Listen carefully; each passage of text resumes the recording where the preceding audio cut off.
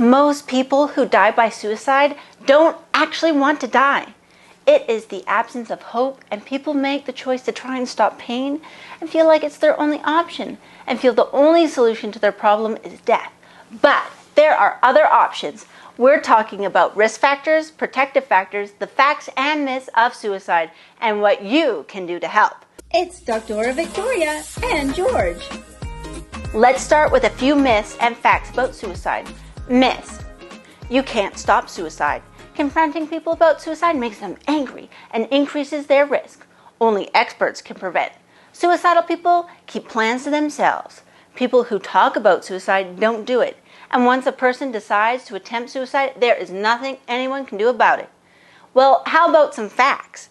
If people in crisis get help, it improves the rate of not being suicidal again.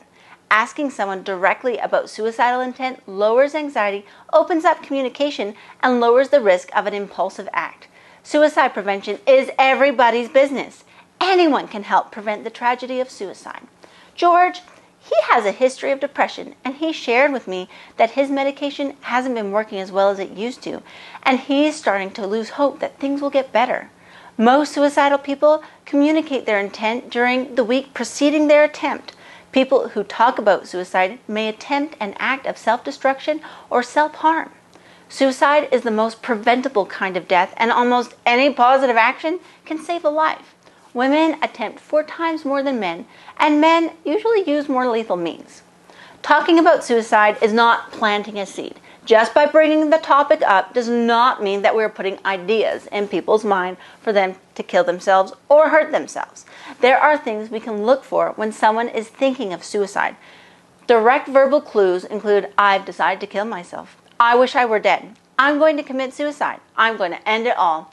If such and such happens, I'm going to kill myself. For example, if my boyfriend breaks up with me, that's what I'm going to do.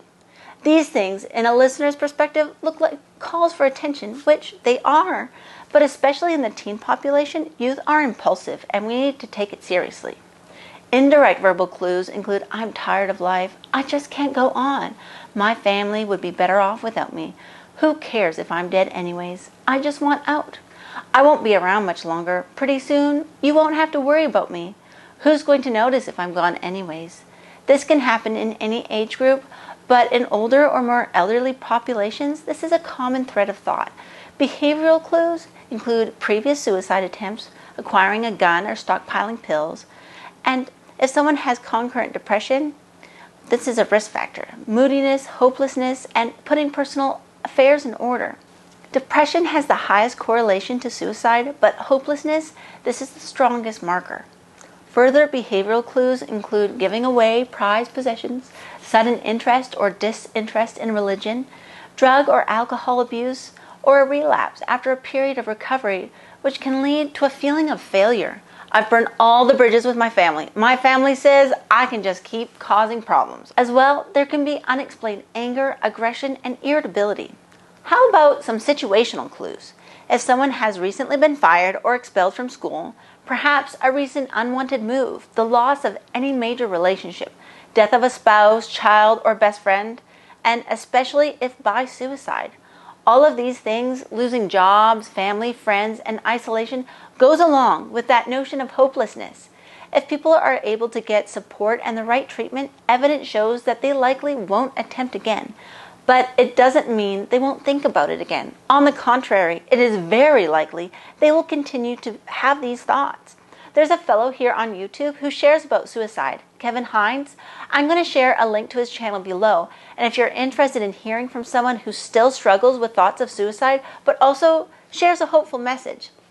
When it comes to these recurrent and intruding thoughts, cognitive behavioral therapy is one of the best treatments. I have some information and an exercise on cognitive behavioral therapy that you can do right here. The goal is to teach that when an intrusive thought comes in, how do we change that and create a sense of positive self-talk? Well, no one cares about me. Well, what about your mom? Does she care about you? What kept you going and what got you into my office today? You haven't attempted yet. Why? In someone's mind considering suicide, life is awful. But in reality, I see people, they're in my office, so they manage to get out of bed and come see me.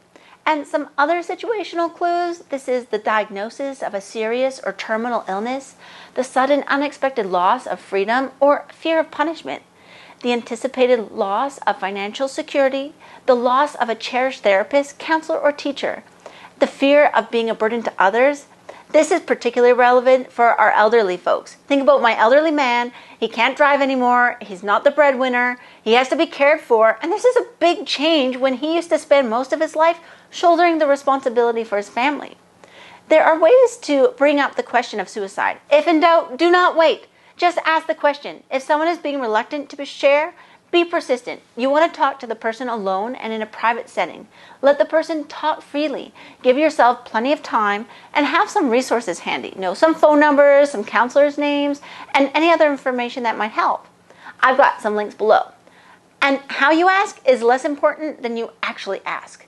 There is a less direct approach, especially if someone is uncomfortable about bringing the topic up or they're not used to talking about it. You can say, I've noticed you've been unhappy lately. Have you been so very unhappy that you've been thinking about ending your life? Or do you ever wish you could go to sleep and never wake up? It's an easy way to ask. And there's also the more direct approach. When people are upset as you seem to be, they sometimes wish they were dead. I'm wondering if you're feeling that way too. You look pretty miserable. I'm wondering, have you been thinking about suicide? Maybe not the best for a stranger, but by all means, if you see someone at the grocery store that looks miserable, sometimes just a kind word and show of compassion can make all the difference. And really direct. Are you thinking of killing yourself? Now, there are also some ways not to ask. You're not thinking of killing yourself, are you? This is leading and implies that the person would be an idiot for saying yes. You wouldn't do anything stupid, would you? Suicide is a dumb idea. Surely you're not thinking about suicide. Again, a little empathy and tact goes a long way. Once we've discovered that indeed this person in front of me is contemplating suicide, our goal is to persuade them otherwise, or at least call for help. You want to listen to the problem, give them your full, undevoted attention. And remember, suicide is not the problem, only the solution to a perceived insolvable problem. And it just happens to be a permanent solution to a temporary problem. Do not rush to judgment. Offer hope. Ask why they haven't already. And if they have a faith, you can refer to that if you're comfortable doing so. We want to offer hope in any form. It's important to know if the patient has formulated a plan also. I live in the USA right now, and every state has their own involuntary process for transport to the closest emergency facility for assessment. Make sure the person you're talking to knows that you care about them. Ask, will you go with me to get help? Will you let me help you get help? Will you promise me not to kill yourself until we found some help? 988 is our suicide hotline for any mental health crisis. And it is federal legislature that every state needs counseling available and someone to help. And they can dispatch emergency services when needed when you call this number, 988. Suicidal people often believe they cannot be helped. So you may have to do more to get them the help they need. The best referral takes the person directly to someone who is able to assist them. And then the next best is getting a commitment from your person that they'll accept help and making arrangements to make sure that they're getting that. The worst case scenario is no referral and just sending them off. For every 25 attempts, there's a documented death. And in youth, the cyberbullying is so intense, now children don't have relief when they go home. Before, when you were picked on at school, you could leave it there at school. Now it follows them online.